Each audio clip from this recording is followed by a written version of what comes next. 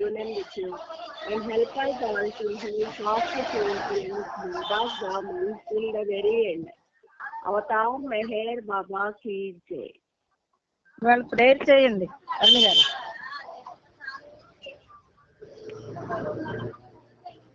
జై బాబా. అవతార్ మెహర్ బాబా కీ జై. ప్రీతం మెహర్ బాబా, నీవు ప్రసాదించిన ప్రవచన సారము గ్రహించవలసిన తీరులో గ్రహించి సదవగాహన చేసుకొని వాటిని మా జీవనములలో ఆపాదించుకొని నిజాయితీతోడను నిర్మల ప్రేమతోడను వాటిని ఆచరించులాగున మా అందరినీ ఆశీర్వదించు. అట్టి ఆచరణీయత జీవన శైలిలో జీవించునట్లా మమ్ములందరినీ అనుగ్రహింపుము. అవతార్ మెహర్ బాబా కీ జై. అవతార్ మెహర్ బాబా కీ జై.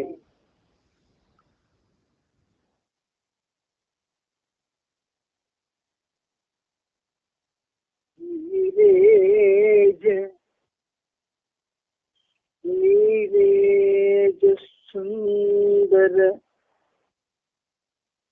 मुख प्रकट प्रबोधा,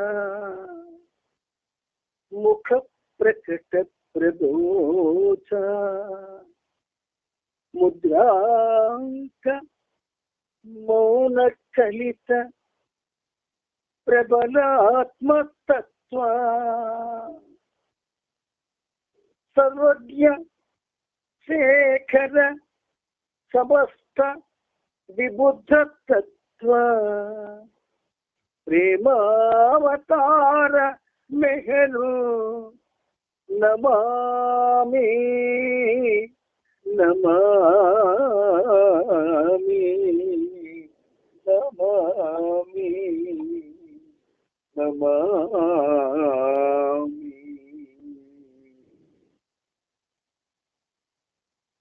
ప్రేమ సాగరుడు, ప్రేమ ప్రియుడు,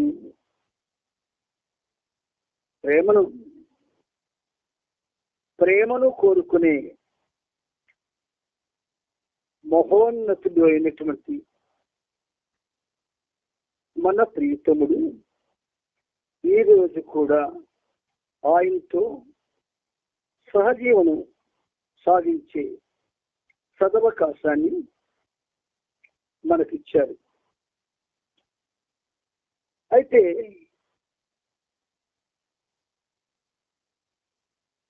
ఇది మన భాగ్యం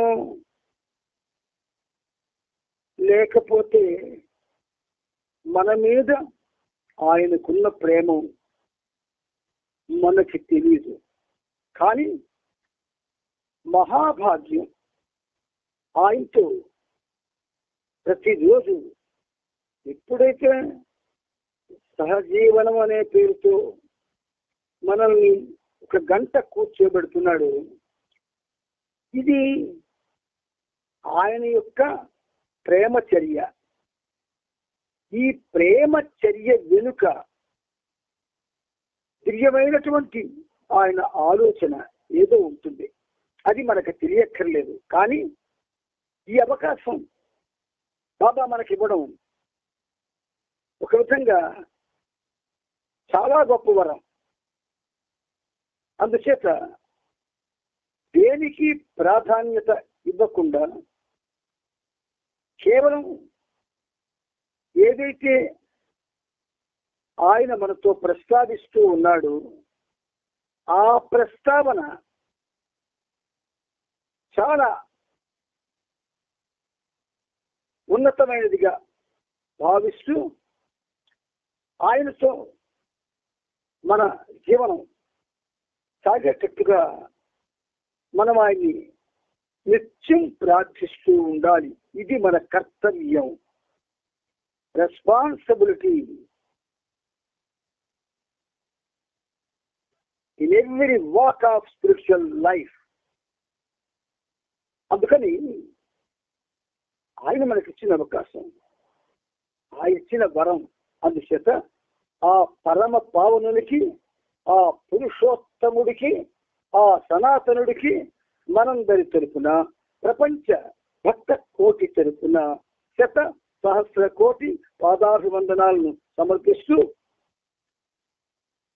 ఇందులో భాగంగా ఆయన రాయించినటువంటి చరిత్రం ఏదైతే ఉన్నదో 16 భాగాలు, అందులో 9వ భాగం వరకు మనకి చదువుకునే అవకాశం ఇచ్చారు. ఆ చదువుకున్నది వివరించుకునే భాగ్యాన్ని కలిగించారు. దాన్ని పదే పదే వ్యక్తికి తెచ్చుకొని ఆయన యొక్క ప్రేమకు పాత్రలు కాగలిగే వరాన్ని కూడా ప్రసాదించాడు ఆయన. అందుచేత ఆయనకి ఏమి చిరునం తెచ్చుకుంటాం, ఏమి ఇవ్వడానికి మన దగ్గర ఏమీ లేదు. కాబట్టి అతనికి ఒక్కసారి శతసహస్ర కోటి పాదాభివందనాలను సమర్పిస్తూ, మనం చదువుకుంటున్నటువంటి లేదా ప్రయాణం చేసినటువంటి నవజీవన భాగం 9వ భాగం ప్రభు చరిత్రలో ఈ రోజు వరకు 3864వ పేజీ వరకు మనం ప్రయాణం చేశాం. ఇందులో ఈ పేజీలో 3864వ పేజీలో ఏ పేద అయితే నిన్న మనం చెప్పుకున్నామో అది మళ్ళీ చెప్పుకుంటూ ముందుకి ప్రయాణం చేద్దాం. సాయంకాలం బాబా మోతీచూర్ తిరిగి వచ్చాక తన సహచరులతో, నిజానికి నా పనికి సనాతన సాంప్రదాయం అంటే కుంభతో గాని దాని ఉత్సవం మేళాతో గాని ఎంత మాత్రం సంబంధం లేదు. ఎందుకంటే ఆయన ఎక్కడెక్కడో పాదశాలిగా ప్రయాణం చేస్తూ కుంభమేళాకు కూడా వెళ్ళాడు ఆయన. ఆ కుంభమేళ ఆయన వెళ్ళడం దివ్య కారణం ఉంటుంది ఆయనకి. అది చదివితే మనకు ఆ కారణం తెలియదు. కాబట్టి ఏమన్నారైనా, నిజానికి నా పనికి సనాతన సాంప్రదాయం అంటే కుంభతో గాని దాని ఉత్సవం మేళాతో గాని ఎంత మాత్రం సంబంధం లేదు అని చెప్పేశాడు ఆయన. కుంభమేళాలు ఇది కాకుండా రకరకాల మేళాలు ఉంటాయి ఈ ప్రపంచంలో. ఈ ముఖ్యంగా భారతదేశంలో దేవాలయాలున్న ప్రతి చోట కూడా ఉత్సవాలు మేళాలు అనేక రకమైనటువంటి సాంప్రదాయ సిద్ధమైనటువంటి కళలు ప్రదర్శింపబడుతూ వాటి కోసం లక్షలు లక్షలు ఖర్చు పెడుతూ ఉంటారు. అటువంటి వాటితో నా పనికి ఎంత మాత్రం సంబంధం లేదు అన్నాడు. అంటే అర్థమైతే ఆ చేసే పనులన్నిటితో అందులో ఎవరైతే పాల్గొంటారో వాళ్ళకే సంబంధం, బాబాకి సంబంధం ఉండదు. నేను వీలైనంత మంది సాధువులను, సన్యాసులను, మహాత్ములను దర్శించుకోవాలన్నదే నా కోరిక. ఈ విషయంలో ఈ కుంభమేళ నాకు అద్భుతమైన అవకాశం కలిగించింది. దానిని నేను చక్కగా వినియోగించుకుంటున్నాను అని తెలియజేశారు. అవతార పురుషుడే ఏదైనా ఒక ఉన్నత కార్యాన్ని ఆయన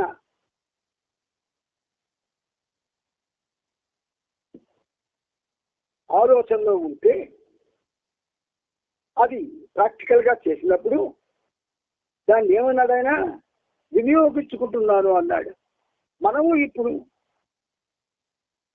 ఈ సహజీవన కార్యక్రమాన్ని బాబా రూపొందించాడు కాబట్టి వినియోగించుకోవాలా. ఎలా వినియోగించుకుంటాం ఆలోచించండి. ఎలా వినియోగించుకుంటాము? మార్చి 27వ తేదీ కుంభమేళాలో అతి ప్రధానమైన పుణ్యప్రదమైన దినం. ఆ రోజున వేలాది మంది సన్యాసులు, యోగులు, మునులు, తాపసులు, సాధు పుంగవులు ఊరేగింపుగా తరలి వచ్చి పవిత్రమైన గంగా నదిలో స్నానమాచరిస్తారు. భగవత్ కీర్తనలతో, మంత్రోచ్చారణతో, ప్రార్థనలతో ఆ ప్రదేశమంతా మారుమోగుతూ ఉంటుంది. కానీ ఆ రోజున బాబా తన గడ్డి కుటీరాన్ని శుభ్రపరచుకుంటూ, తన బట్టలను స్వయంగా ఉతుక్కుంటూ మోతీచూరులోనే ఉండిపోయారు. ఎందుకు? ఫిజికల్ గా ఆయన ఎక్కడికి వెళ్ళక్కర్లేదు. ఏకకాలంలో అన్ని చోట్ల ఉండగలిగినటువంటి పరాత్పర పరబ్రహ్మ ఆయన వస్త్రాలు సాధువుల స్పర్శతో, దుమ్ముతోనూ బూడిదతోనూ మురికిగా తయారయ్యాయి. బాబా తన వస్త్రాలను శుభ్రం చేసుకుంటున్నట్లు బాహ్యంగా కనిపించిన నిజానికి ఆయన మానవాళి మురికినే వదిలిస్తున్నారు. మానవాళి మురికి అన్న పదం వాడారు ఆయన. వాడింది అవతారుడు, ఈ యుగావతారుడు. మానవాళి మురికి అన్న పదం వాడాడు. దీన్ని ఆక్షేపించడానికి కానీ, ఎందుకలా వాడారని ప్రశ్నించడానికి కానీ అధికారం మళ్ళీ ఆయనకి తప్ప ఈ సృష్టిలో ఎవరికి లేదు, ఉండదు. అంచేత మనకి మురికి ఉంది, మనకి మురికి ఉంది. ఆ మురికి పోవాలి. బయటికి మంచి బట్టలు వేసుకొని చక్కగా తయారయ్యి తెచ్చిపెట్టుకున్న పలుకులతో మాట్లాడుతూ ఉన్న మురికి ఎక్కడికి వెళ్ళదు, మనతోనే ఉంటుంది. జన్మ జన్మాల మురికది. అందుకే చాలా గమ్మత్తుగా బాబా కొన్ని పాదాలు రాయిస్తూ ఉంటారు. జన్మ జన్మాల అన్వేషణలో జనన మరణాల మజిలీలెన్నో. మురికి పోలేదు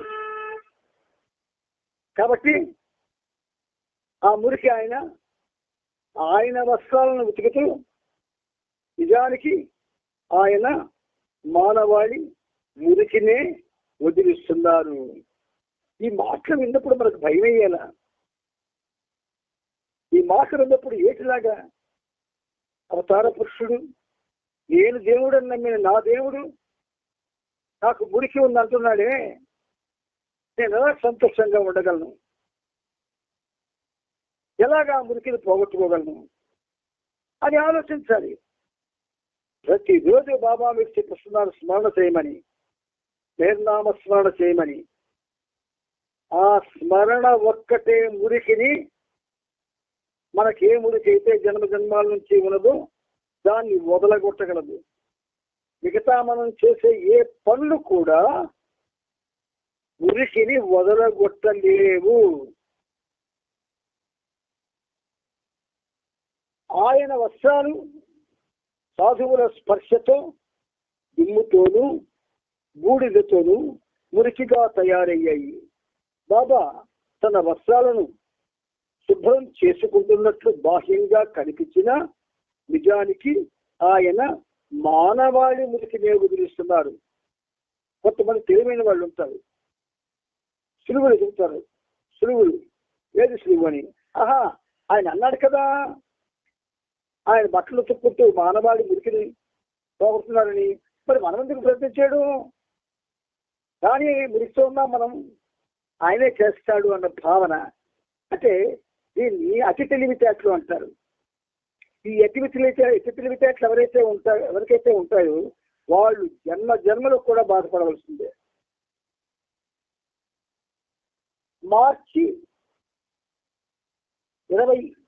28వ తేదీన తెల్లవారక ముందే బాబా తన నలుగురు సహచరులతో హరిద్వార్కు బయలుదేరారు.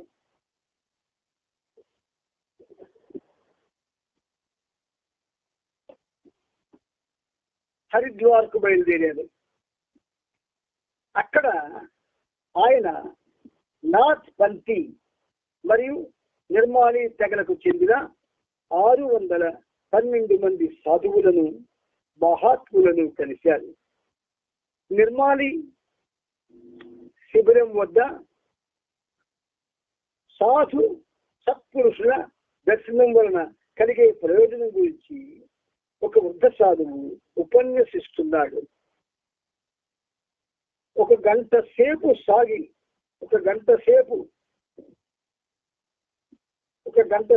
సాగిన ఆ ఆధ్యాత్మిక ప్రసంగాన్ని బాబా అక్కడే నిలబడి తన దృష్టి అంతా ఉపన్యాసం పైనే ఉంచారా అన్నట్టుగా శ్రద్ధగా విన్నారు. ఎందుకలా వినాలైనా? సర్వజ్ఞుడు కదా, అన్నీ తెలిసినవాడు కదా.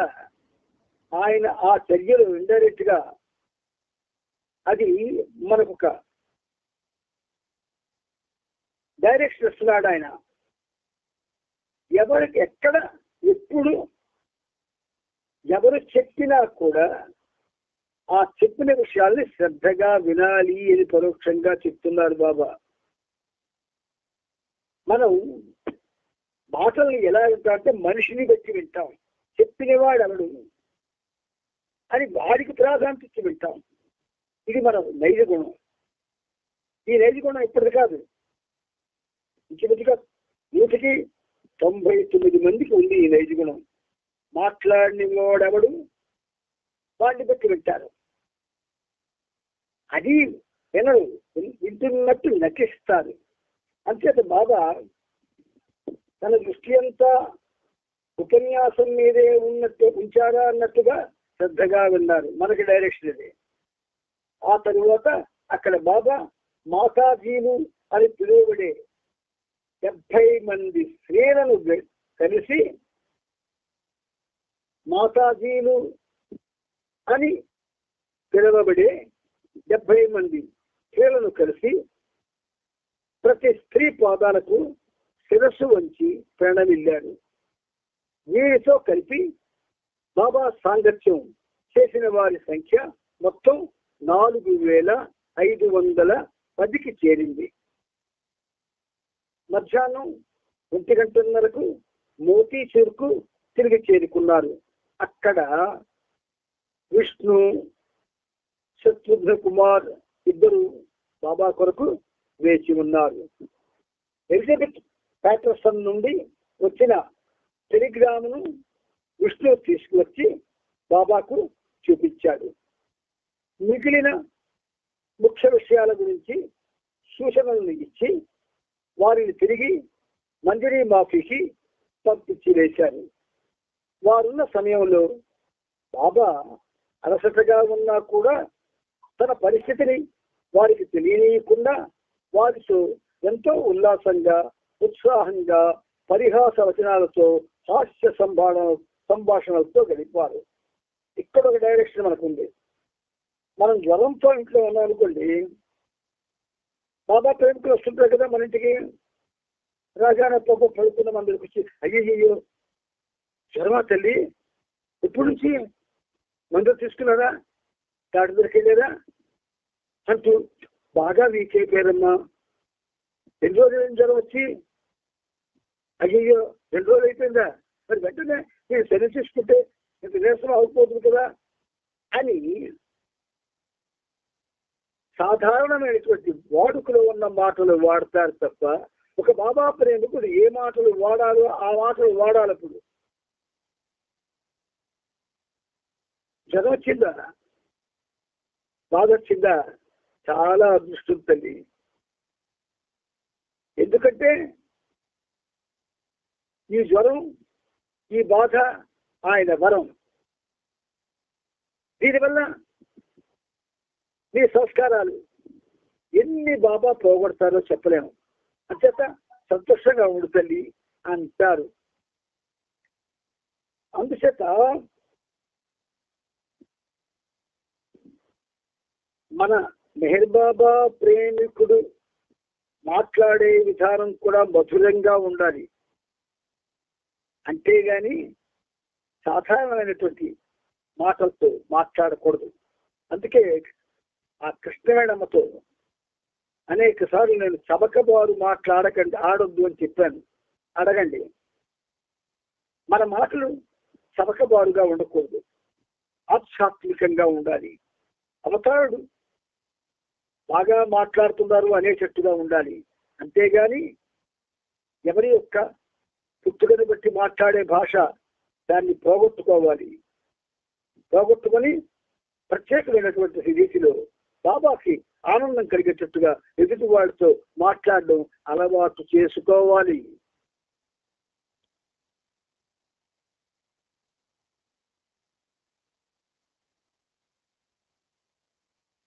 మధ్యాహ్నం 1 గంటన్నరకు మోతీ చెరుకు తిరిగి చేరుకున్నారు.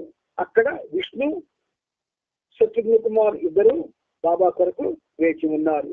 ఎలిజబెత్ ప్యాటర్సన్ నుండి వచ్చిన టెలిగ్రాము విష్ణు తీసుకువచ్చి బాబాకు చూపించాడు. మిగిలిన ముఖ్య విషయాల గురించి సూచనలు ఇచ్చి వారిని తిరిగి మంజరీ మాఫీకి పంపించేశారు. వారు ఉన్న సమయంలో బాబా అలసటగా ఉన్నా కూడా తన పరిస్థితిని వారికి తెలియకుండా వారితో ఎంతో ఉల్లాసంగా, ఉత్సాహంగా, పరిహాస వచనాలతో, హాస్య సంభాషణలతో గడిపారు. మనకి బాగు లేకపోయినా బాబా ప్రేమికులు మన ఇంటికి వస్తే వాళ్ళని ఆనందపరచడం మన బాధ్యత.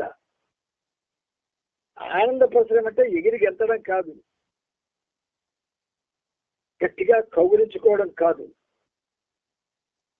మన మాటలతో ఆనందపరచాలి. చాలా ఈ పనిముట్టు జీవితంలో ఇలాంటి ఎన్నో వందల సంఘటనలు జరిగాయి. అవన్నీ కూడా ప్రతి సంఘటన ఒక గీతానికి అది ఒక చక్కని అవకాశాన్ని కలుగజేసింది. కొన్ని చాలా గమ్మత్తుగా ఉంటాయి. చావు బ్రతుకుల స్థితిలో ఉన్నప్పుడు కూడా ఎవరైనా బాబా ప్రేమికులు ఒక నలుగురు వచ్చి మన దగ్గర కూర్చొని మనల్ని చూసి బాధపడిపోతూ కళ్ళబట్టి నీళ్లు తెచ్చుకొని అయ్యో అయ్యో అయ్యో అంటుంటే డోంట్ వర్రీ బీ హ్యాపీ అన్నటువంటి బాబా మాటను ఎక్కడ పడేస్తాం మనం? ఎందుకలా అన్నాడు ఆయన? Don't worry. చెప్పడం సులువే, ఆచరించడం కష్టం అనుకుంటాం. ఆచరించడం చాలా సులువు. చాలా మంది బాబా ప్రేమికులు అలా టైంలో నన్ను కలిసి చక్కని గీతాలు రాయించుకున్నారు. అంటే బాబాయే వాళ్ళు ప్రాపంచికంగా చరకబారు మాట్లాడకుండా ఆధ్యాత్మికంగా ఒక ప్రేమికుడిగా, ఆధ్యాత్మిక ప్రేమికుడిగా, భగవంతుడిని ప్రేమించేటటువంటి ఒక వ్యక్తిగా ఎలా మాట్లాడితే నేను నా యొక్క బాధని విడిచి, బాధని లోపల ఉంటుంది, ఏ బాధ అయినా లోపలే ఉంటుంది, బయటికి కనబడదు. కానీ వచ్చిన వాళ్ళకి కనబడుతుంది. అదేమిటో నాకు అర్థం కాదు. ఎవడు బాధపడితే వాడికి కదా కనబడాలా, వాడికి కనబడదా, వచ్చిన వాడికి కనబడుతుంది. అందుకాడు వాడు రకరకాలుగా మాట్లాడతారు. కాబట్టి అటువంటి సమయాలనే ఎవరు వచ్చినా మనం వాళ్ళని ఆనందింపజేస్తూ, మనం ఆనందపడుతూ చక్కని మాటలు మాట్లాడాలి. అందుకే బాబా ఈ విధంగా మనకి గడిపి ఇలా ఆయన దాన్ని సూచించి ఆచరించి ఆచరింపజేయించాడు. ఆ పాదం యొక్క రహస్యం అడుగుతున్నారు. సూచించి ఆచరించి ఆచరింపజేయుటే బాబరాక కారణం భక్త కోటి పావనం దివ్యానుభూతిని పొందే విధానము సూచించి ఆచరింపజేయుతే బాబా రాక కారణం భక్త కోటి పావనం. ఆంధ్రప్రదేశ్ అంతా కూడా కొన్ని వందల సార్లు ఈ గీతాన్ని పాడుకున్నారు, కానీ పాటించడం లేదు. అందుచేత బాబా ఆల్రెడీ భీమ శంకరం గారు బాబా యొక్క కృపతో 11 వాల్యూమ్స్ బాబా చరిత్ర ఎప్పుడో రాశారు. ఆ 11 వాల్యూమ్లు కూడా 110 రూపాయలకి ఆ రోజున అందరికీ అమ్మారు. అది ఒక విధంగా అప్పుడు చదివిస్తున్నామనే భావంలో నడిపోయాం. అయిపోయింది. శ్రీపాద లక్ష్మీ నారాయణ శాస్త్రి గారు ఆయన ఒక బాబా జీవిత చరిత్ర రాశారు. అది చదివేసుకున్నాం, మర్చిపోయాం. మన కాకినాడ వాస్తవ్యులు పూర్వం అవతార మహత్వాల సంపాదకులైనటువంటి స్వామి సత్యప్రకాష్ ఉదాసీన్ గారు ఆయన బాబా చరిత్ర 3 వాల్యూమ్స్ రాశాడు. మైండ్ బుక్స్ అది చదివేసుకున్నాం, వినేసాం, వచ్చేసింది, తెలిసిపోయింది మనకు అర్థం. ఇప్పుడు అవతార మెహర్లో కూడా జీవిత చరిత్ర సీరియల్స్ గా ముద్రించబడ్డది. అది చదివేసుకున్నాం, తెలిసిపోయింది, చదువు తెలిసిపోయింది మనకి. అందుకే బాబా ఏం చేశారు, బాబుని పిలిచి నువ్వు మళ్ళీ నా చరిత్రని రాయాలి. బాబు అంటే ఏమిటి? Is nothing but the mind of Meher Baba. అంచేతే బాబుకి నువ్వు తులసీదాస్ కంటే గొప్పగా రాస్తావు, రాయ్ అన్నారు. మళ్ళీ లార్డ్ మెహర్ రాయించారు ఇంగ్లీష్ లో. అది మన హైదరాబాద్ సెంట్రల్ వాళ్ళు. ఒక విధంగా ఆ సెంట్రల్ వాళ్ళందరికీ మనం రుణపడి ఉంటాం. చాలా శ్రమ తీసుకొని రచయితల్ని వెతికి వాళ్ళ చేత చక్కటి అనువాదాలు చేయించారు. ఇప్పుడు అవి చదువుకుంటున్నాం. 9 వాల్యూలు అయిపోయింది. అంటే 9 వాల్యూలు నాకు వచ్చినట్టే, తెలిసిపోయినట్టే.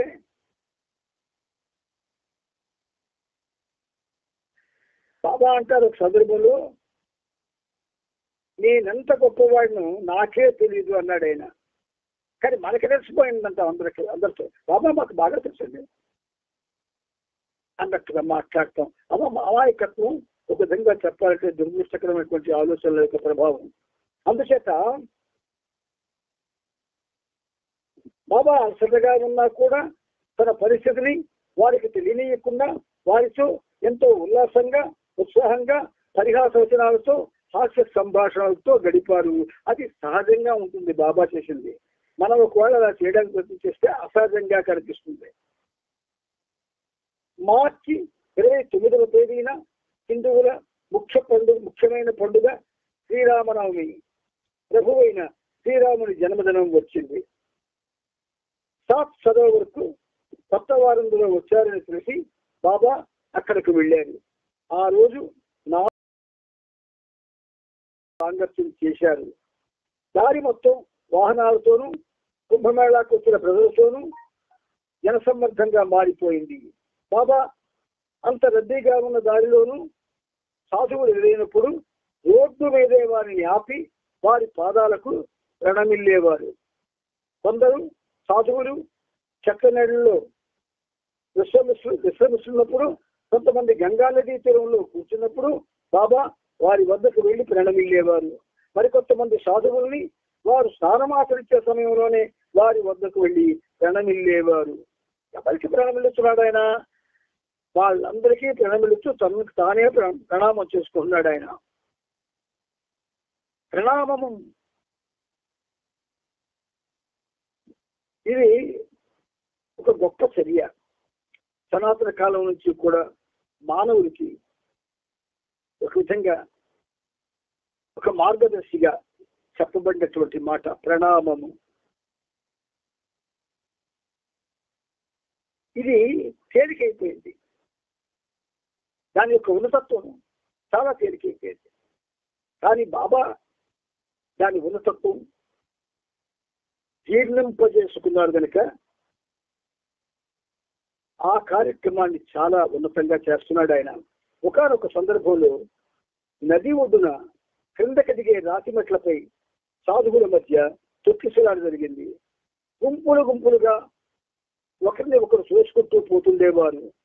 తన నెట్టివేస్తున్నా కూడా బాబా పట్టించుకోకుండా దిగంబర సాధువుల మధ్య నుండి దారి చేసుకుంటూ ముందుకు సాగేవారు. అలా ఆ దిగంబరులను రాసుకుంటూ వెళ్ళినందున వారి శరీరాలకు ఉన్న బూడిద గంగాజలంతో తడిసి బాబా ధరించిన బట్టలు కూడా మురికయ్యేవి. బాబా తన పరికొరకు అటువంటి కష్టాలైనా భరించాడు. ఒకసారి ఊహించుకోవడానికి ట్రై చేయండి. ఆ సీన్ మనకు కనబడుతుంది. చదువుతున్నప్పుడు మీరు ఊహించుకుంటే సీన్లు కనబడతాయి, మీకు చాలా అద్భుతంగా కనబడతాయి. అలా బాబా వేలాది మంది సాధు సత్పురుషులకు ఒకరి తరువాత ఒకరికి వంగి నమస్కరిస్తూ శిరసు వంచి పాదాలకు ప్రణమిల్లుతూ చేతులను వారి పాదాలకు తాకిస్తూ సాధువుల అన్వేషణలో మైళ్ళ కొద్ది దూరం నడుచుకుంటూ వెళ్ళేవారు. రోజుకి ఒకసారి మాత్రమే కేవలం పప్పుతో అన్నం తినేవారు. అది ఎంత అనుకున్నారు? ఒక ముద్ద, 2 ముద్దలు. ఈ నిరంతర శ్రమ చివరికి ఆయన ఆరోగ్యంపై ప్రభావం చూపిస్తూ ఆయనను ఒక రకంగా శిక్షకు గురి చేసింది. బాబా పూర్తిగా అలసిపోయినట్లు కనిపిస్తున్నారు. అయినప్పటికీ ఆ కార్యక్రమం ద్వారా ఎంతో ఆనందాన్ని పొందుతున్నానని బాబా ఒకసారి సూచించారు. తను చేస్తున్న ఈ పనిని మాత్రం పూర్తి చేయాలని దృఢ నిశ్చయంతో ఉన్నారు. మనం ఒక విధంగా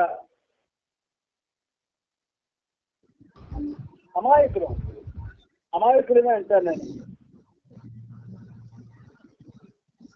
ఈ అమాయకత్వంలో అహంకారం కూడా కొన్ని పాళ్ళు ఉన్నది.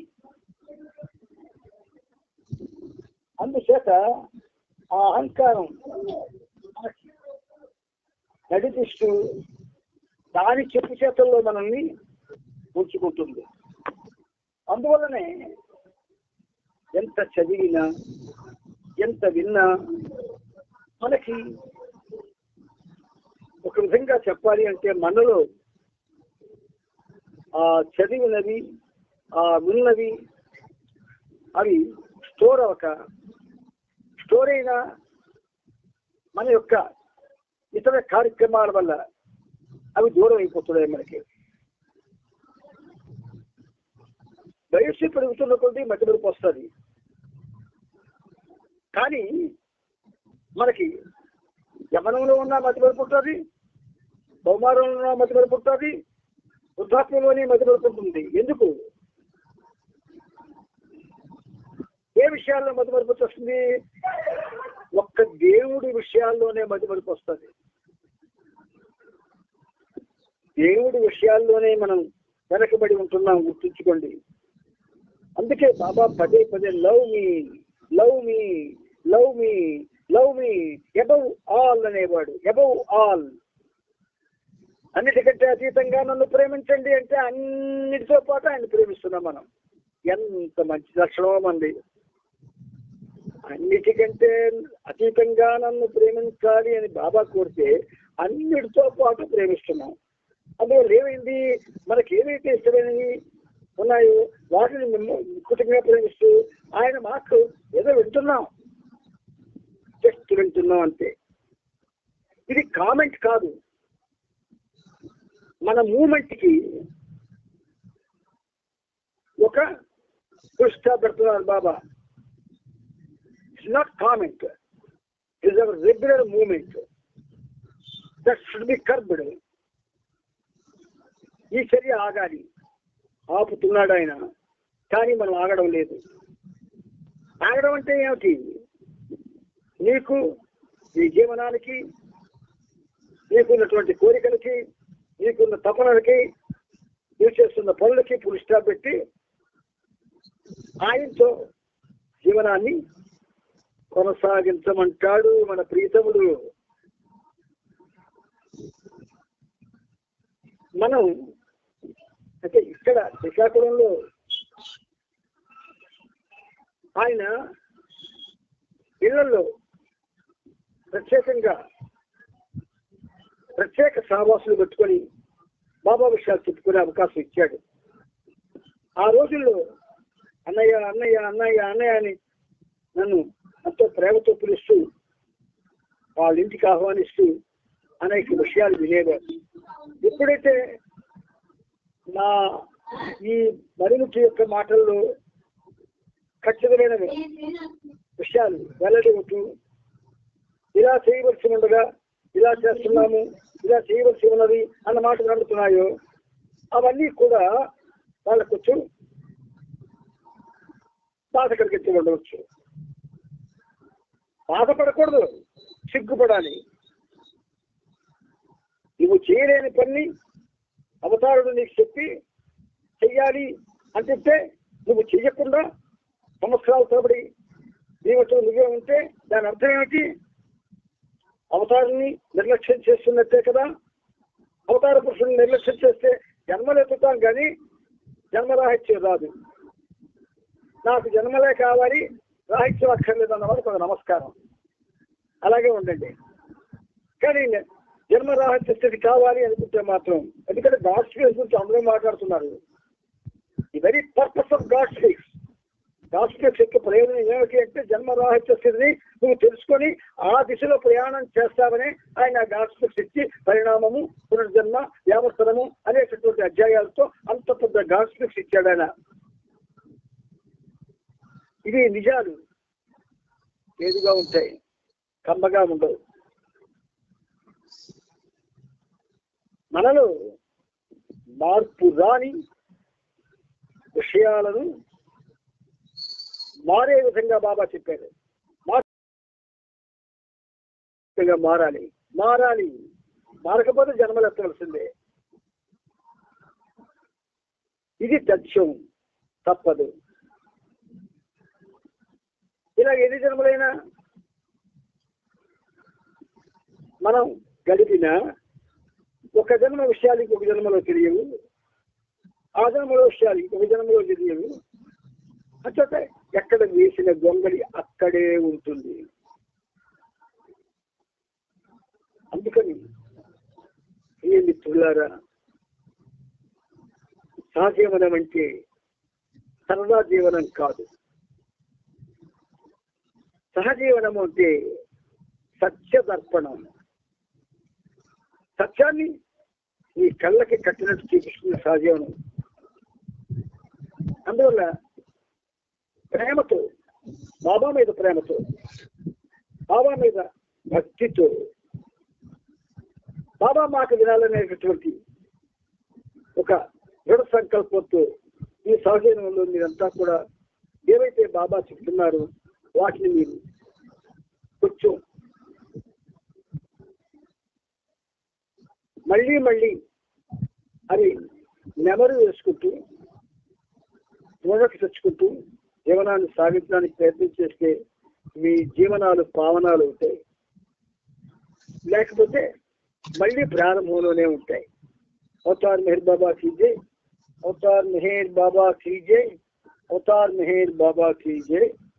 చిన్న గ్యాప్ తర్వాత మళ్ళీ మనం కలుసుకుంటాం.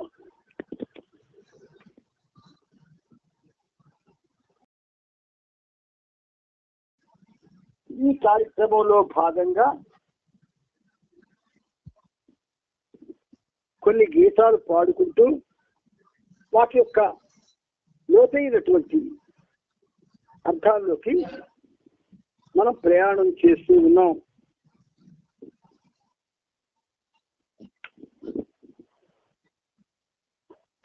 ఈరోజు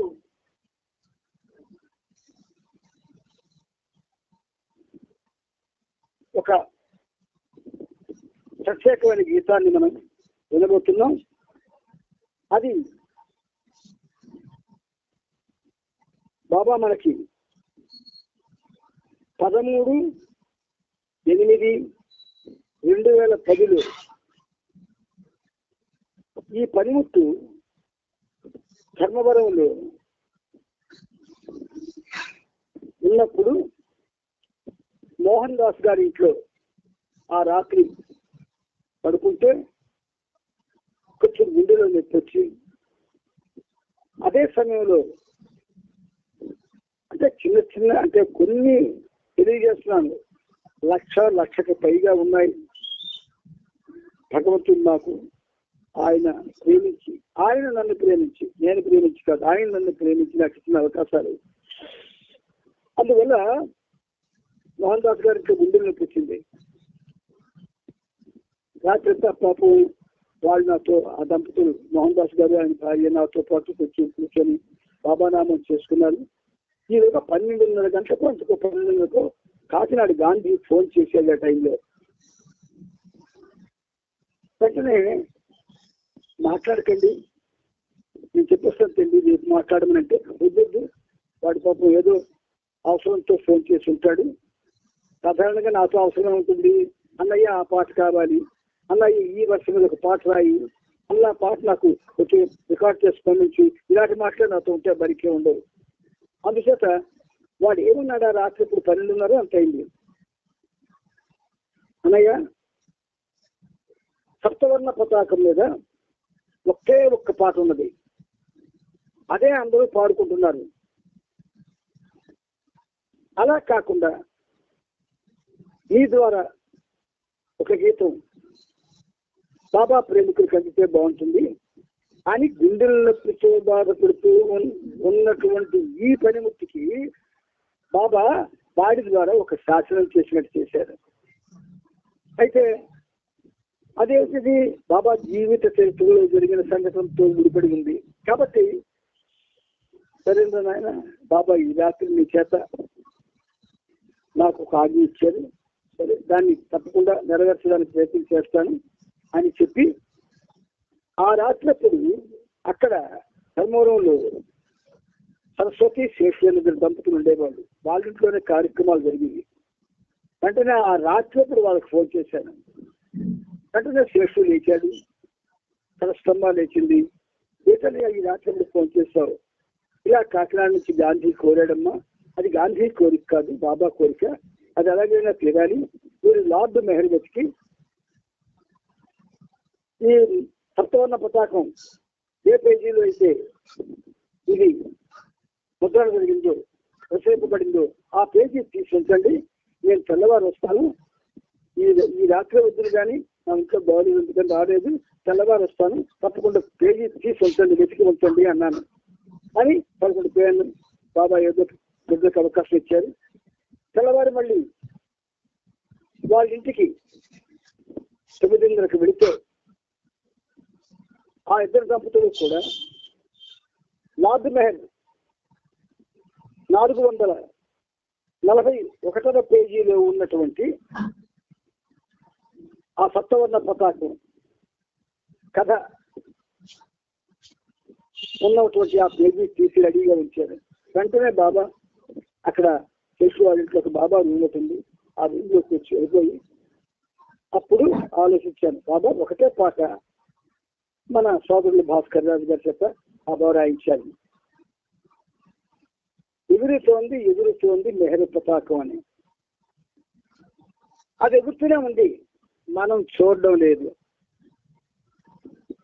ఒక్క బర్త్డేస్కి కార్యక్రమాల్లోనే ఆ పతాకం చూస్తున్నాం, కానీ రోజు మన కళ్ళకి కనబడదు. అసలు మనం సందర్భాన్ని బట్టే ప్రతిదీ కూడా పాడుకుంటాం, సందర్భాన్ని బట్టే వాడుకుంటాం.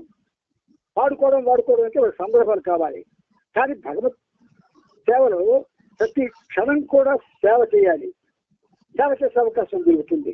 అయితే అప్పుడు ఆ ఇంట్లో కూర్చొని సరస్వతి మోహన్ దాస్ గారు, ఆయన భార్య, మరొక బాబా ప్రేమికులు అందరూ కూర్చుంటుండగా అక్కడ బాబా రాయించింది. అది ఇప్పుడు మనం 2వ గీతం సప్తవర్ణ పతాకం మీద. ఎగరని ప్రేమ పతాకం ఎలా ప్రారంభించారు చూడండి. ఎగరని ప్రేమ పతాకం చేస్తని ప్రేమమయుని సన్నిధానం. భాస్కర్ రాజు గారు చేత రాబాబు రాయించిన పాట యాంగిల్ వేరు, ఈ పాటకి యాంగిల్ వేరు. ఎగురుతోంది ఎగురుతోంది ఎగురుతోంది అన్నాడు ఆయన, ఎగరని ఎగరని అని అనిపించాడు. అంటే నువ్వు అడ్డు రావద్దు, అది ఎగరని ఎగరని ఎగరని ప్రేమ పతాకం చేసని ప్రేమమయుని సన్నిధానం, ఎగరని ఎగరని ప్రేమ పతాకం చేసని ప్రేమమయుని సన్నిధానం, పరమాత్మ మెహరు ప్రియతముని సన్నిధానం, సర్వాత్మ మెహరు సనాతనుని సన్నిధానం, పరమాత్మ మెహరు ప్రియతముని సన్నిధానం, సర్వాత్మ మెహరు సనాతనుని సన్నిధానం, ఎగరని ఎగరని ప్రేమ పతాకం చేసని ప్రేమమయుని సన్నిధానం. ఆ తర్వాత అనంతపురంలో బాబా సమావేశం జరిగింది కృష్ణమూర్తి గారి మేడ మీద. అక్కడ ఈ పాట, ఈ గీతం, ఈ గేయం పాడితే వెంటనే అందరూ ఇక్కడ సాధనైనటువంటి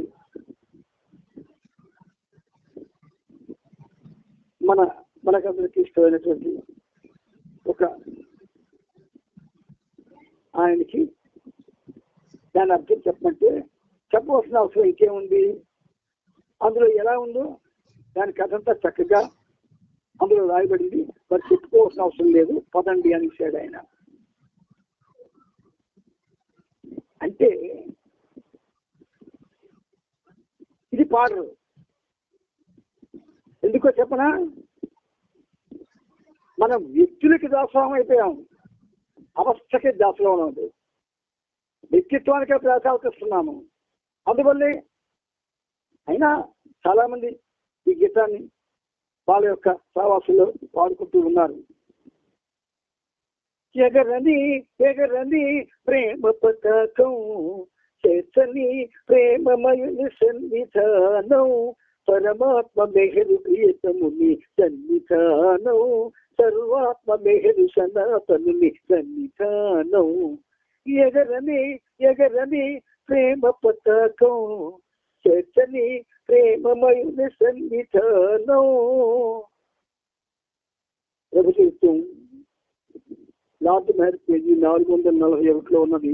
ఏది తీరుగా బాబా ఏది తీరుగా రాయించాడు గేయం.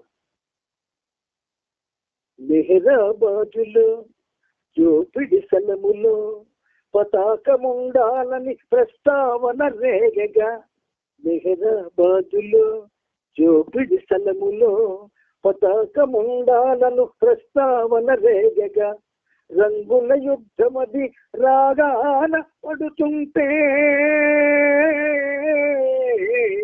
రంగుల యుద్ధమది రాగాన పడుతుంటే, కూరిమితో ప్రియతముడే కూర్చెను రంగులు ఏడు, కూరిమితో ప్రియతముడే కూర్చెను రంగులు ఏడు.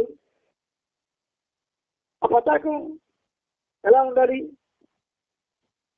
ఏ రంగులతో ఉండాలి అన్న వాదన వచ్చింది జోపిడి స్థలంలో. పతాకం ఉండాలి అని ఒక నిర్ణయం తీసుకున్నారు. అయితే రంగుల మీద యుద్ధం ప్రారంభమైంది. అప్పుడు మీరెవరు దానికోసం యుద్ధం చేయొద్దని బాబాయే ఆ 7 రంగులు కూడా మనకి ఇవ్వడం జరిగింది.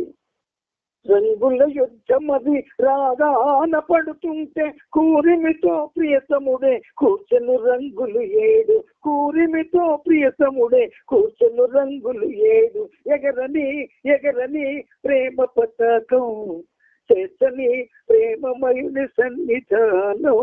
ది వెరీ పర్పస్ ఆఫ్ ఆ పతాక ఇవ్వడంలో ఉద్దేశం ఏమిటంటే ఆయన సన్నిధానానికి చేరాలని. అయితే బాబా స్వయంగా చెప్పిన రంగులు ఏంటంటే ఎరుపు చెంగావి, పసుపు ఆకుపచ్చ నిగ్గుల నీలతో ఊదవర్ణ మారవదే, ఎరుపు చెంగావి పసుపు ఆకుపచ్చ నిగ్గుల నీలతో ఊదవర్ణ మావరదే, గగనపు నీలి రంగు హరివిల్లును మరిపింప, గగనపు నీలి రంగు హరివిల్లును మరిపింప దోపిడి కతి చేరువలో ఎగిరిన ప్రియ పతాకము. ఆ తయారవగానే దోపిడిలో ఎగిరినట్లు చేయించారు బాబా. ఎరుపు, చెంగావి, పసుపు, ఆకుపచ్చ, నీలం, ఊరం, ఊదవర్ణం, నీలి రంగు, ఈ 7 రంగులతో ఆ జెండాని, ఈ 7 రంగులు బాబాయ్ సృష్టించి ఆ జెండాను ఎగిరివేశారు దోపిడి స్థలంలో. అందుచేత ఎగరని ఎగరని ఎచ్చని ప్రేమమయుని సన్నిధానం. అప్పుడు బాబా ఏమన్నారంటే, బాబా పలికిన పతాక విశిష్టతను సంస్కారాల కవి సంకేతమని తెలిపే. బాబా పలికిన పతాక విశిష్టతను సంస్కారాల కది సంకేతమని తెలిపే. సప్త భూమికల కదియే ఆలవానమని తెలిపే. సప్త భూమికల కదియే ఆలవానమని తెలిపే. సత్యాన్వేషణ కదియే ఆధారమది అనియే. సత్యాన్వేషణ కదియే ఆధారమది అనియే. ఎగరని ఎగరని ప్రేమ పతాకం చేర్చని ప్రేమమయుని సన్నిధానం. ఈ 3వ చరణం. 4వ చరణంలో బాబా అంటారు, ఎన్నో పతాకాలు ఎగిరిన ఉదంతాలు, ఎన్నో పతాకాలు ఎగిరిన ఉదంతాలు ఎదిగిన మానవులకు ఎలుగెత్తి చాటుటకై. ఎన్నో పతాకాలు ఎగిరిన ఉదంతాలు ఎదిగిన మానవులకు ఎలుగెత్తి చాటుటకై. ఏకేశ్వరుడిచ్చిన ఏకైక పతాకము. ఏకేశ్వరుడిచ్చిన ఏకైక పతాకము. అవతారుని కాలంలో అందిన వర ప్రసాదము. అవతారుని కాలంలో అందిన వర ప్రసాదము. ఎగరని ఎగరని ప్రేమ పతాకం చేర్చని ప్రేమమయుని సన్నిధానం. పరమాత్మ మెహరు ప్రియతముని సన్నిధానం. సర్వాత్మ మెహరు సనాతని సన్నిధానం. ఈ గీతం 13/8/2010 బాబా రాయించారు. ఈ 2010లో రాయించినటువంటి ఈ గేయం వ్యక్తి ప్రాధాన్యత ఆంధ్రప్రదేశ్ లో చాలా ఉన్నతమైపోయిన కారణంగా ఏ సెంటర్లు కూడా పాడలేకపోతున్నారు. వ్యక్తి ప్రాధాన్యత అక్కడ అది బాబా రాయించింది. పుస్తకంలో ఏ విధంగా ఉందో అదే ఇక్కడ ప్రొజెక్ట్ అయింది. దాంతో అనవసరం. వ్యక్తి ప్రాధాన్యత ఇచ్చి వ్యక్తులకు చెబితే వ్యక్తులు ఆచరిస్తూ ఉంటారు. అది మన బాబా ప్రేమలో ఉన్నటువంటి ఒక విధంగా. దాన్ని ఏమనాలో మీరే అనుకోండి, నాకు అనవసరం. అందుచేత ఇది ఆనాడు తయారైంది. కొన్ని సెంటర్లో కొన్ని సందర్భాల్లో పాడడం, అందరూ ఆనందించడం జరిగింది. ఇప్పుడు మాత్రం మళ్ళీ ఎగురుతోంది అదే పాడుతున్నారు. అంటే వ్యక్తి ప్రాధాన్యత, వ్యక్తుల ప్రాధాన్యత, వ్యక్తిగత ప్రాధాన్యత. ఇంత దురదృష్టంగా మన ఆంధ్రప్రదేశ్ మనకు ఎలాగండి మంచి జరుగుతుంది, మనకు ఎలాగండి నిజం తెలుస్తుంది. వ్యక్తుల ప్రాధాన్యతే. వ్యక్తిని బట్టే వింటారు, ఇచ్చే డబ్బును బట్టే ప్రేమిస్తారు. ఎంత శ్రీమంతంగా చేస్తే అంత సంతోషిస్తారు. ఇలా అయిపోయింది మన పరిస్థితి, ప్రేమ పరిస్థితి. దురదృష్టం. అందుచేత బాబా ఈరోజు మీకు ఈ గీతాన్ని వినిపించారు. దీని ఆంతర్యం నేను ప్రత్యేకించి చెప్పవలసిన అవసరం లేదు. లార్డ్ పేజీ 441లో దీని గురించి ఏ కథ అయితే ఉన్నదో అది అలా పాటలో వచ్చింది. అదే అన్నారు ఆనాడు అనంతపురంలో ఆయనకి జెండా మీద వివరించండి అంటే మరి ఎవరు వివరించవలసిన అవసరం లేదు, యాజిటీజ్గా అది ఆయన కలం నుంచి వచ్చింది చాలు అని చెప్పేసి మరి దాని మీద చెప్పడానికి సాహసించలేదు. అందుచేత మనం వ్యక్తులం, కానీ వ్యక్తులం అనే ఈ మాటలో శక్తులం అనే మాట కూడా ఉన్నది. శక్తులం అని అది మర్చిపోతున్నాం. అశక్తులమై వ్యక్తిగతంగా మనం వ్యక్తిగతంగా ప్రాధాన్యత ఇస్తూ వ్యక్తిగతంగా వింటూ వ్యక్తులతోనే సంచరిస్తూ భగవంతుడి పక్కన పెట్టాం.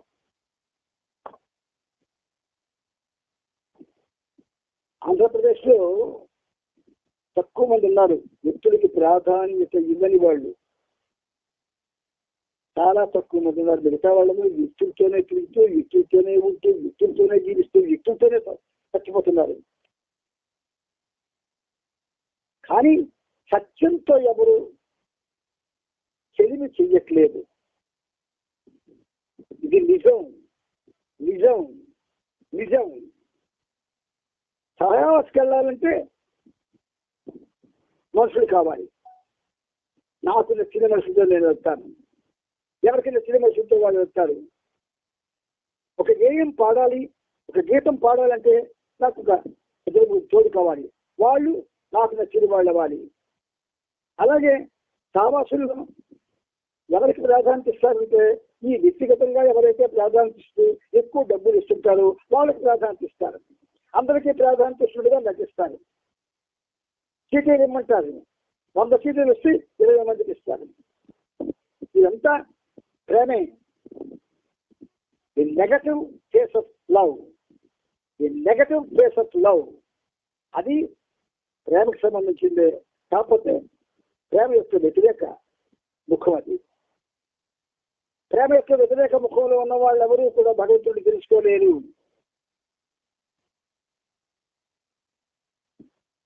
ప్రేమ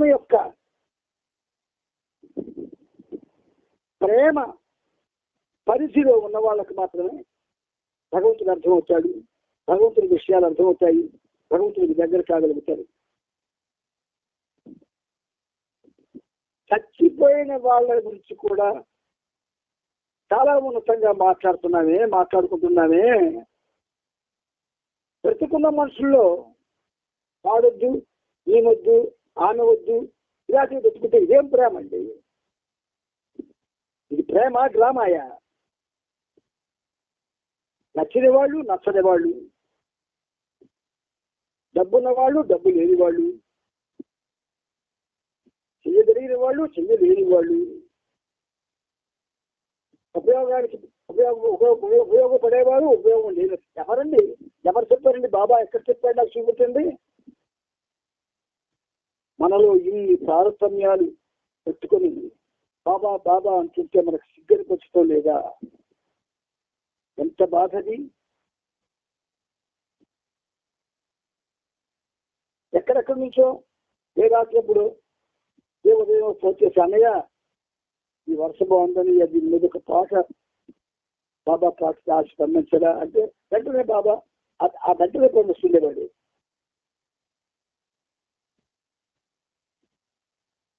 ఇప్పుడు ఆంధ్ర అంతా కూడా ఈ ఒక విధంగా చెప్పాలంటే దివ్య గీతాలు, ఇవన్నీ దివ్య గీతాలే. కనుకనే అందరికీ అవి ఆకర్షించి అందరి నోట అవి ప్రతిధ్వనిస్తూ ఉన్నాయి. ఆయనవి అందుకని వ్యక్తిత్వాలు మర్చిపోవాలి, వ్యక్తి ప్రాధాన్యత ఇవ్వడం పోగొట్టుకోవాలి. మనకి ప్రధానమైనటువంటి ప్రేమించదగ్గ ప్రియమైనటువంటిది ఒకటే ఉంది, మెహర్ బాబా. అది దివ్య వ్యక్తిత్వం. దివ్య వ్యక్తిత్వం మనకు అక్కర్లేకపోతుంది. సామాన్య మానవుడితోనే, ఆ వ్యక్తిత్వంతోనే మనం జీవితాలు సాగించేస్తున్నాం. మనలాగా పూర్వీకులు చేస్తే వాగ్గేయకారులు ఉండేవారే. ఇప్పుడు బాబా దర్శనం చేసుకున్న సాధువులు కానీ, మహాత్ములు కానీ, సత్పురుషులు కానీ వీళ్ళు ఉండేవాళ్ళ? ఎవరు ఉండకపోయి ఉండేవారు. ఏ వాగ్గేయకాడు వ్యక్తితో పెరగలేదు, ఏ భక్తుడు వ్యక్తులతో పెరగలేదు. భగవంతుడితో సంబంధం పెట్టుకున్నారు. మన దురదృష్టం, మన సెక్టార్లు వ్యక్తులు ఎక్కువైపోయారు, వ్యక్తిత్వాలు ఎక్కువైపోయేవి. వ్యక్తిగత అభిప్రాయాలకు ప్రాధాన్యత, బాబా మాటకు కూడా ప్రాధాన్యత ఇవ్వడం, ఇది దురదృష్టం. అందుకే ఈ అన్నయ్య ఏమో ఆయన పర్మిషన్ అడిగితే వెళ్ళే అవకాశం ఇస్తాడేమో, కానీ నేను అడగడం లేదు ఆయనకి. నాకు అవకాశం ఇవ్వయ్యా, అక్కడికి ఇక్కడికి వెళ్ళాలని అని అడగడం లేదు. ఎందుకు ఆయన్ని బాధపెట్టి ఆయన నాకు ఆ శక్తి ఇచ్చి వెళ్ళేట్లు చేస్తే మళ్ళీ నేను ఈ వ్యక్తుల మధ్య వ్యక్తిగత బాధతో పడాలా? ప్రేమ ఎక్కడుంది చెప్పండి? ఫలానా ఇంట్లో ఉన్నట్టు వెళ్ళి ఆ ఇంటికి వెళ్తాను, అన్ని బాబా ప్రేమకు వెళ్ళే, కానీ ప్రేమ లేదు అక్కడ, అంతా డ్రామాయే. A big drama is going on. అయితే ఇది ఎప్పుడు వస్తుందంటే ఆయనకి ఎప్పుడైతే ఈ వ్యక్తిత్వాల మీద చిరాకు వస్తుందో, వ్యక్తిగతమైన ఆలోచనల మీద చిరాకు వస్తుందో అప్పుడు ఆగుతుంది. అదేమిటి అంటే ఆ సమయం 3 ప్రపంచం నాశనం అయిపోతుంది అన్నారు కదా, అప్పుడు పోతాయి ఇవన్నీ. దురదృష్టకరమైన వ్యక్తిత్వాలన్నీ కూడా పోతాయి, నాశనం అయిపోతాయి.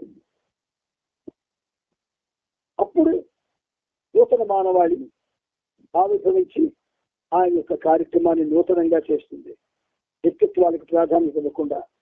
ఇప్పుడంతా వ్యక్తిత్వాలకు ప్రాధాన్యత జరుగుతుంది. మాట్లాడిన వాడు ఆవిడు ఆ యాక్టివిటీ మాట్లాడచ్చు, ఆడే అక్కర్లే వినక్కర్లే. పాడిన వాడు ఆవిడు ఫలానా వాడు వచ్చే వీడి పాట వినక్కర్లేదు, ఇదా వినొచ్చు. దురదృష్టం, మనకు దురదృష్టం ఏంటంటే తెలిసి బాబాయే I need no propaganda or publicity అని బాబా అన్నాడు. కానీ మనకి అందరికీ ప్రోపగాండా కావాలా, పబ్లిసిటీ కావాలా? అందుకే ఈ స్కైపుల్లో పొగుడుతుంటారు.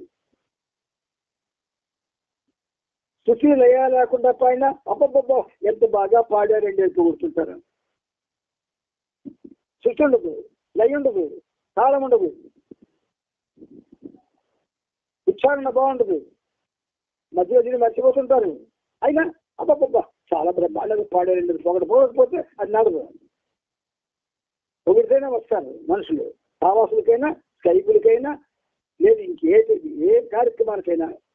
కానీ నేను ఎవరిని బాబా నా చేసినంతవరకు బాబా ఎవరిని ప్రెజెంట్ చేసలేదు. ప్రేమ పంచుతారు బాబా నా ద్వారా. మీరు ఈ సహజీవనం అనేది అందుకే బాబా వాల్మీకి కృష్ణగారు మీకు ఎప్పుడు ఆపమంటే అప్పుడు ఆపస్తానని నా ఉద్దేశం అంటే ఇది వ్యక్తిత్వ పరంగా జరగడం లేదు, బాబా పరంగా జరుగుతుంది. వ్యక్తిత్వంతో సంబంధం లేదు. ఇది వ్యక్తిత్వాలు దూరే, కానీ అవి అందుకు అనుగుణంగా ప్రేమతో వస్తుంటున్నాయి కాబట్టి సాగుతుంది. ఏ రోజుల్లో అయితే వ్యక్తిత్వాల ప్రభావం సహజీవనం మీద పడుతుందో ఆ రోజే సహజీవనం బాబా ఆపేస్తాడు. వ్యక్తిత్వంతో నాకు పని లేదు, ఈ పనిమిటి పని లేదు, బాబాతోనే పని, బాబాతోనే జీవనం, బాబాతోనే బ్రతుకు, బాబాతోనే అన్ని బాబాతో బ్రతికేవి. రేపు చావు వచ్చిన ఆయనే చెప్పేస్తాడు, ఆయనే ప్రొడ్యూస్ చేసుకుంటాడు. అందుచేత పిచ్చులారా జీవనం మన చేతిలో పెట్టాడు ఆయన, కానీ ఆయనది జీవనం, ఆయన జీవనమే మనం జీవిస్తున్నామని గుర్తుపెట్టుకోండి. మన ద్వారా జీవిస్తుంది ఆయన, మన ద్వారా మాట్లాడుతుంది ఆయన, మన ద్వారా అన్ని చేస్తుంది ఆయన. అయితే తెలివితేటలతో అయితే చేయకూడదు ఆయన చేసినట్టే కదండి అని తెలివితేటలు ప్రదర్శిస్తే ఆయన తెలివితేటలు ప్రదర్శించి ఎక్కడ కొట్టాలో దెబ్బ కొట్టి ఆపుతాడు. ఆయన దగ్గర హనుమంతుల దగ్గర కుప్పిగంతులు, సర్వానుగుల దగ్గర కుప్పిగంతులు, ఇలాంటి తెలివితేటల పనికిలో మనం వ్యక్తులకి వ్యక్తిత్వాలకి ప్రాధాన్యత ఇచ్చినంత కాలం కూడా మనం బాగుపడము. గుర్తుంచుకోండి. ప్రతి వాళ్ళు వ్యక్తిత్వాల కోసం మాట్లాడతారు. వ్యక్తిత్వాలు ఎక్కడున్నాయి? ఇక్కడ అందరూ ఆయనే అంటుంటే ఉండదు, నేనే అంటుంటే ఎలా కలగలుగుతున్నారు అన్నమాట. మీ అందరూ బిందు ఆత్మలు. ఐఆమ్ ఓన్లీ ఎగ్జిస్ట్, నేను ఒక్కడనే ఉన్నాను, మీరు లేనంటుంటే ఎలాగండి వ్యక్తిత్వంతో వ్యక్తిత్వంతో తిరుగుతున్నాను, వ్యక్తిత్వంతో మాట్లాడుతున్నాను. తిరుగుతున్న మాట కాదు, ఇది కాదు. సాధారణ చదువుకుంటూ తిరగండి, అందరినీ ఒకేలా చూడండి. ప్రైమ్ మినిస్టర్ ఆఫ్ ఇండియాని పాకివాడిని ఒక్కలాగా చూడండి. పాకివాడిని పాకివాడిలాగా ప్రైమ్ మినిస్టర్గా చూపిస్తే చూస్తూ గౌరవిస్తే అది ప్రేమ కాదు, నటన. ఆ నటన ఆయన నచ్చడు. అందుచేత మీ సోదరులారా, మీ మీద ఉండేటువంటి ప్రేమ కొద్దీ బాబా మీకు ఇంత అబ్రప్ట్ గా అంటాను. బాబా మీకు చెప్పిస్తున్నారు. దయచేసి మీరంతా కూడా